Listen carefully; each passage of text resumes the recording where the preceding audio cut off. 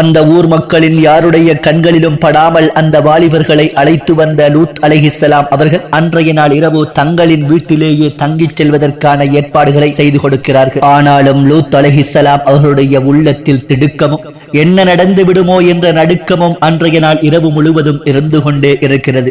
லூத் அலைஹிஸ்ஸலாம் அவர்களுடைய மனைவி யாருக்கும் தெரியாமல் தங்களுடைய வீட்டிலே வந்து தங்கியிருக்கும் 3 அழகிய வாலிபர்கள் பற்றிய செய்தியை அந்த ஊர் மக்களிடத்தில் சொல்லிவிடுகிறார்.